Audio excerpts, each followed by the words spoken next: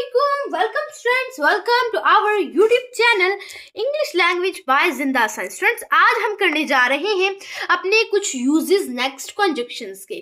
तो पहले देख लेते हैं अपना conjunction but और since। अच्छा, but किसके लिए इस्तेमाल होता है? आपको पता होगा कि हमने सीखा, आपने बहुत बार ये सीखा होगा कि but का मतलब होता है, लेकिन बिल्कुल इसका मतलब लेकिन ही होता है, और ये इस जहां लेकिन आ जाए वहां but लगा देना, but का इस्तेमाल कर देना है।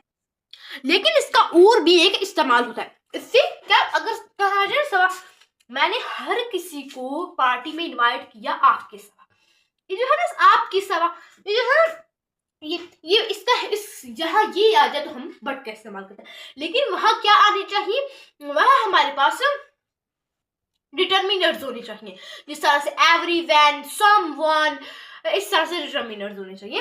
तो हम वहां सवा आ जाए ना तो हम वहां क्या इस्तेमाल करते हैं, बट का इस्तेमाल करते हैं एक्सेप्ट की जगह, ठीक है, जिसका मतलब होता है आपकी सवा, ठीक है, एक्सेप्ट की जगह हम बट का इस्तेमाल कर सकते हैं। तो चलिए एग्जांपल्स देखते हैं। जिस तरह से पहले example, he is poor but happy, वो पुअर है, वो गरीब है, लेकिन हैप्पी है। तो यहाँ लेकिन था, तो लेकिन है एक कंजंक्शन है जिसने इन दोनों जुमलों को जोड़ा। एक हमारे पास ये डिपेंडेंट क्लॉज है, एक इंडिपेंडेंट क्लॉज है, क्योंकि इसका अपने आप में कोई मीनिंग ही नहीं बन रहा, लेकिन इसका बन रहा है। तो ये क्या हुआ, इन दोनों को किसने जोड़ा, बट ने जोड़ा, विच इज एन कंजंक्शन। अब नेक्स्ट देख लेते हैं।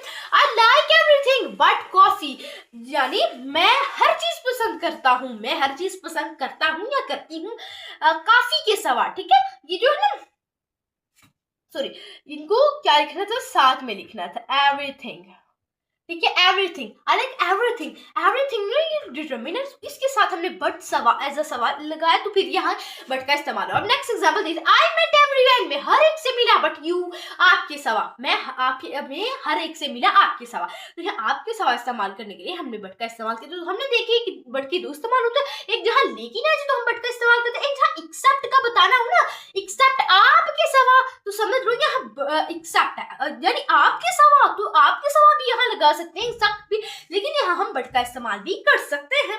तो नेक्स्ट देख लेते हैं हम अपने नेक्स्ट कंजंक्शन को, जो कि है सिंस। सिंस एक कंजंक्शन है जिसको हम किस लिए इस्तेमाल करते हैं, इसको हम इस्तेमाल करते हैं, ये जो टेंसेस थी, टेंसेस में हम इस्तेमाल करते हैं जो है ना, जो होता है ना परफेक्ट कॉन्टिन्यूस, उसमें वक्त को बताने के लिए सिंस का इस्तेमाल किया जाता है। जी हाँ, बिल्कुल सही है कि उसके लिए भी क्या किया जाता है, सिंस का इस्तेमाल किया जाता है, लेकिन इसका एक और मकसद के लिए किया जाता है, जो कि होता है वजह बयान करना, ठीक है, टू शो रीजन, यानी वजह बयान करने के लिए जो हम होता है हम सिंस का इस्तेमाल कर लेते हैं।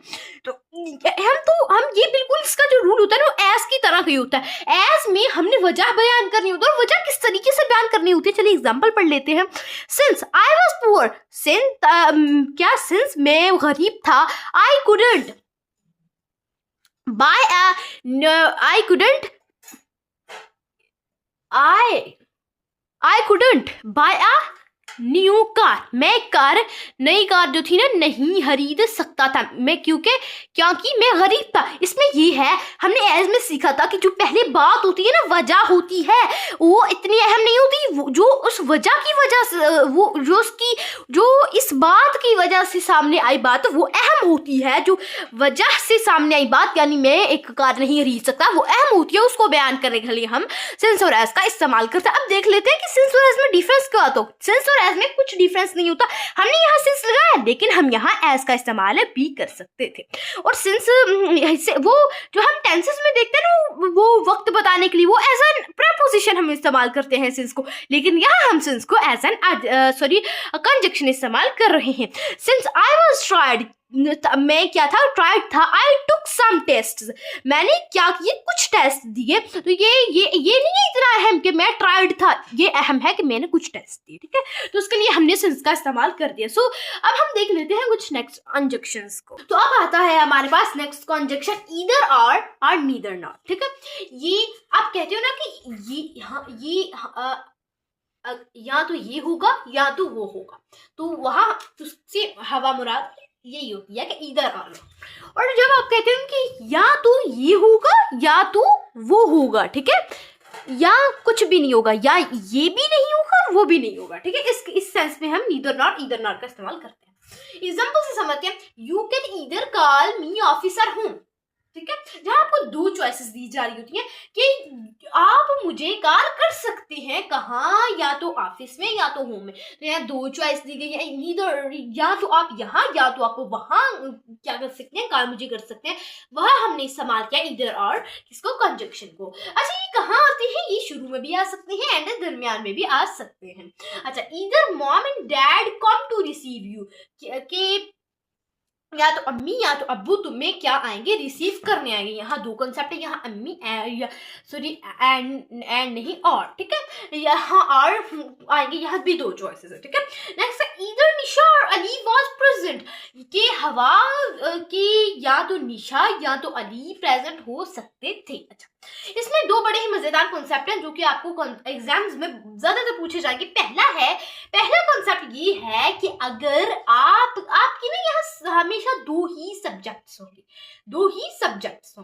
जब आपकी दो सब्जेक्ट्स होंगी तो यहाँ एक ऐसा कॉन्सेप्ट होगा कि ये एक सब्जेक्ट है ना, एक वैसे तो हम सिंपली सेंटेंसेस में जो एक सब्जेक्ट होती है दूसरी सब्जेक्ट होती है, या अगर दो सब्जेक्ट हो जाए ना अलग अलग भी तो हम क्या लगाते हैं, इसकी जो वर्ब होती है वो भी प्लूरल ही लगाते हैं। लेकिन यहाँ ऐसा नहीं होगा, बल्कि ये दो है, ये भी एक क्या है, सिंगुलर सब्जेक्ट है, ये भी एक सिंगुलर सब्जेक्ट है। तो ये दोनों सिंगुलर, अगर ये दोनों प्लूरल होते तो यहाँ प्लूरल वर्ब आनी थी।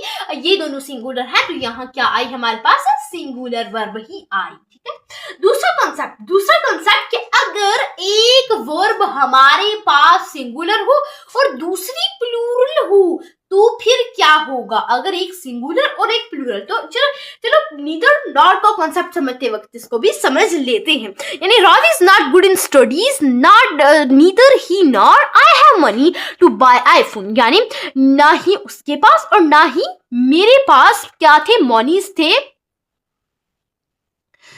मनी से क्या करने के, पैसे थे क्या करने के, आईफोन खरीदने के, ठीक है। तो यहाँ क्या हुआ, यहाँ हमने इस्तेमाल किया ये जो है ना वर्ब, यहाँ है जाना था, लेकिन यहाँ क्या है, दो वर्ब्स हैं, दो प्लूरल वर्ब्स हैं, तो यहाँ क्या है, प्लूरल हमारे पास आई जो होती है ये हमारे पास एक प्लूरल वर्ब आई।